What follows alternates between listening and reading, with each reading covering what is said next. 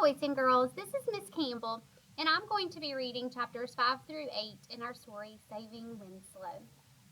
Chapter 5.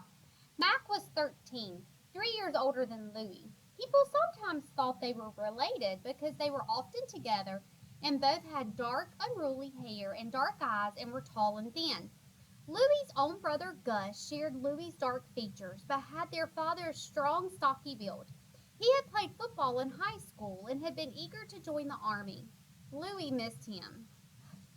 He sometimes missed Mac too, because lately Mac had been hanging out with his friends from school when he wasn't helping at the feed store. If Louis suggested sledding down the hill at the end of the road, Mac sometimes said, "Oh, I'm a teenager now. Don't feel like sledding." But other times, if there was no one else around, he might join Louis and laugh his head off all the way down the hill. It was while they were sledding that they had met the sisters Claudine and Nora, who had recently moved to town and were the only other ones at the hill that day. It was late Sunday afternoon, and the snow was packed and icy in spots. Later, Louis couldn't remember how it was that he and Mac learned their names and where they lived, and that Claudine was Mac's age. And Nora was a year younger than Louis. It was all a blur. The way Mac and Claudine started talking and laughing while Nora and Louis kept on sledding down the hill, walking back up and sledding down again. On the way home, just the two of them, Louis and Mac put his hand over his heart and said, "I'm in love." And he pretended to stagger and fall back in the snow. When Louis and his father returned from the feed store, his mother was still cuddling the donkey, snuggling him in a blanket, stroking his head, and talking to him. "Donkey, donkey, it's okay." Louis set up a place for Winslow in the cellar with hay for bedding and blankets for extra warmth. Winslow was bleeding pitifully. Those little pleas. Please, please, please. Winslow did not know what to do with the bottle of milk. He repeatedly bumped his nose against the nipple, and when he got it in his mouth, he spit it out. When it finally stayed in his mouth, he didn't know how to suck on it. Louis stayed with Winslow, holding him, talking with him, petting him, coaxing him to drink. He dripped milk onto his finger and slipped his finger into Winslow's mouth. Winslow sucked on it eagerly. Louis repeated that until Winslow accepted the bottle. Success! But it had taken 2 hours to coax an ounce of milk into Winslow, and then Winslow fell asleep. Louis too fell asleep, holding the blanket wrapped pitiful Winslow. When Louis was born, he was 2 months early and weighed only 3 pounds. He didn't like to see photos of himself from when he was such a scrawny bird-like thing, hooked up to tubes and housed in an incubator. He looked helpless. Sometimes Louis thought he could remember those early days. He knew that was unlikely, but often when he was falling asleep or waking up, he felt as if he had been gasping for breath, and then suddenly his mouth opened wide and a rush of cool, clean air came in, and he expanded like a balloon, and he floated up and out of the incubator and into the world. And such a world it was, full of blue sky and trees, heavy with leaves, every shade of green, and birds swooping and diving and chirping, and yellow tulips waving. Louis was thinking about this when he fell asleep, holding the pitiful donkey. And when he awoke a few hours later, he felt that rush of cool, clean air, but something was different. He did not feel floaty. There was the donkey, limp against his chest. Louis rubbed him with the blanket, begging Winslow to stay alive. "Please, please." Winslow's legs twitched. His eyes opened briefly and then closed again. Louis urged the donkey to take more milk. "Please, Winslow, please." And he wondered, had his parents begged him to stay alive? Did they hover over him like he was hovering over Winslow? Did they urge him to keep on breathing? Did they pat and talk to him? And did that help him? In 2 weeks, winter break would be over, and Louis would have to return to school.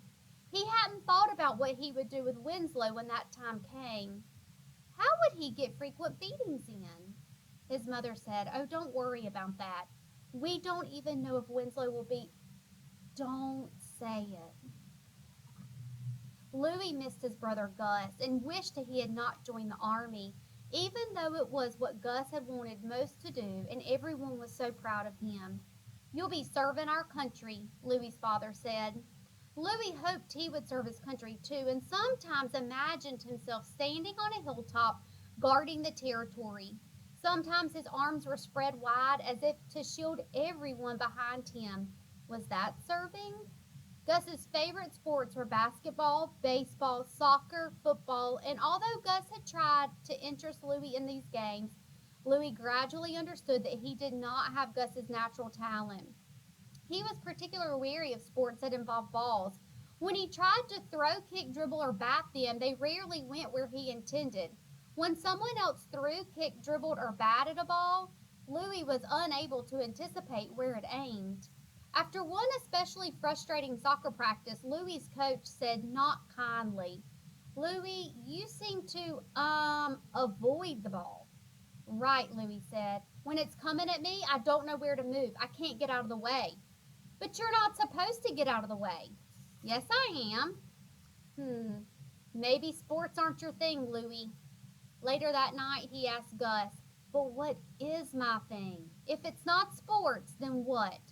Don't worry, Louie. You have plenty of time to figure that out. But Louie did worry. He feared he would never find something that he was good at or something he was passionate about, as Gus was about sports. After his brother left for the army, Louis wondered how the absence of one person could take so much air out of the house. He kept bumping into empty pockets, spaces that Gus had previously inhabited.